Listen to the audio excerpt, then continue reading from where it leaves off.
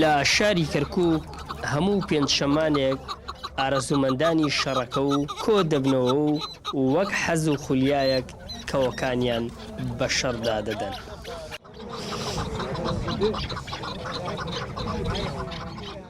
پێشەکی بەخێر بن کەناڵی گەلی کوردستان، کەناڵی کورد و کوردستان، یاخوا بەخێر بێن بەم سەرمایە وەڵای هیوایەت یعنی ها لە مێشکمانایەتر کە تەلەفۆن بۆ کەناڵی ئیمڕۆدارا هەیەت لە هەر شوێنی خۆ دەگەێنێتە ئێرە، باران بێ، بەفر بێ، سەرما بێ، هەرچیەک بێ تێ هیوایەتە ئیتر شەڕەکە و هەیە ئیدۆڕێنە هەیە باتە و ئاوایە.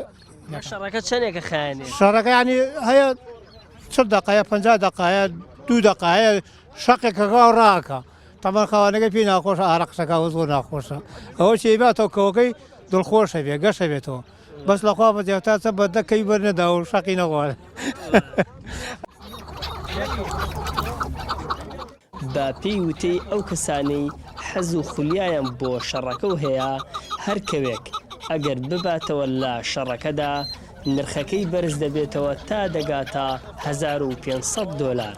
هەرکەوێکیش بدۆڕێنێت نرخەکەی دادەبەزێت تاکو 100,000 دیناری عێراقی. هەندێک حەزی لە شەڕەکەەوە و هەندێک حەزیان نەڕاوە. ئێستا منش کەوی شەڕ بەخێو ناکەم، من تەنها بەس ڕاوەکەم، ڕاوی کەو دەکەم، دەسما و دەشتە و لای مەنتەقەی بادینان و مەنتەقەی سۆران و دیانە و ئەوێ ڕاویەکەم. کەو باڵندەیەکی کێویە و لە زۆربەی ناوچە شاخاویەکانی کوردستاندا دەژێت.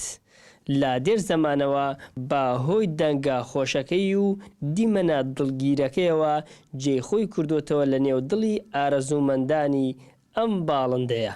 نرخیانش جیاوازە، هەندێک کات دەگات بە $1500. خەبات نەجمەدین، گەلی کوردستان، کەرکووک.